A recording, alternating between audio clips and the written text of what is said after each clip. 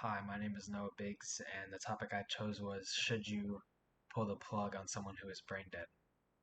And I decided to choose this topic because of a personal example. My aunt Terry, she was in a motorcycle accident and she had like really bad brain damage. And when she got to the hospital, they declared her brain dead. And my family, like, they were devastated. They like didn't know what to do. And it was kind of hard, but my family decided that we were gonna pull the plug because there's no point to keep someone who's never going to wake up again and someone who's never going to think or see or breathe ever again. And so my family decided that it was for the best to just pull a plug on her. Um, the definition of brain dead is whenever somebody has absolutely zero brain activity, so they cannot think, they cannot breathe, they cannot do anything. They are only being kept alive by machines. And a big difference between a lot of people get it confused is that in a brain dead state, it's a lot different than being in a coma or being in a vegetative state. Because in a coma, it's very similar to someone who is deeply sleeping, except for the fact that they cannot be woken up through any sort of excess stimuli or any sort of like shaking them or waking them will not wake them up. But for someone who's in a vegetative state, they have severely less brain function, meaning that sometimes they cannot think, but they still have brain function going on, like keeping their heart beating, keeping them breathing, and very low line brain function. But they are not. It can be healed though. They can come back and they can make recovery. Maybe not all the way, but sometimes they can make recovery.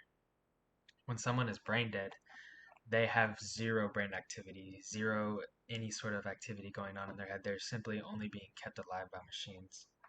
And in my opinion, I think that people who are brain dead should have the plug pulled after like all their family has been able to see them and say goodbye because like I know that if I was brain dead, I wouldn't want my family to, keep me alive, pay all these medical expenses and do all this whenever I'm not even there anymore and I've been dead like the whole time.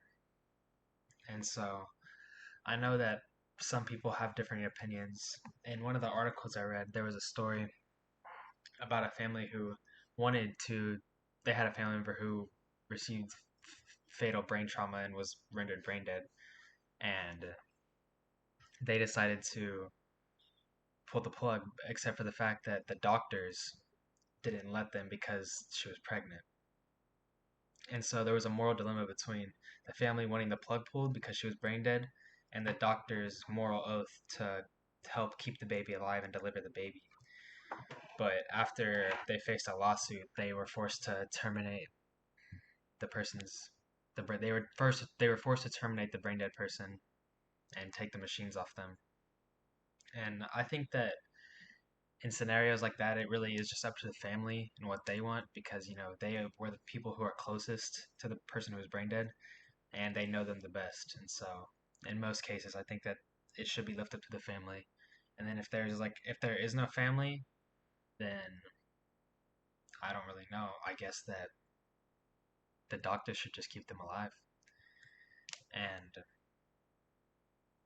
I had a similar scenario where my aunt, no, my cousin Delana, she was using drugs a lot and she had an overdose and it sent her into a very near brain dead state. She was in a vegetative state for a while with very low brain function, and they said that it was about a 50-50 if she would cease all brain function or if she would recover. And it was a very hard time for my family because we didn't know, and they eventually told us that she was going to recover, and so it was a big relief for everybody because stuff like that really does shake up a family. So I think the morality of it is like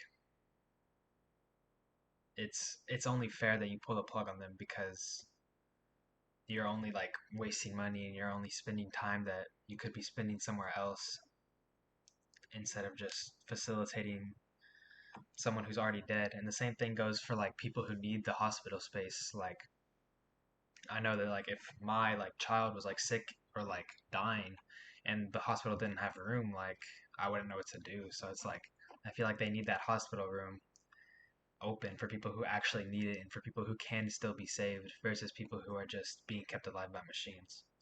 And that is my presentation.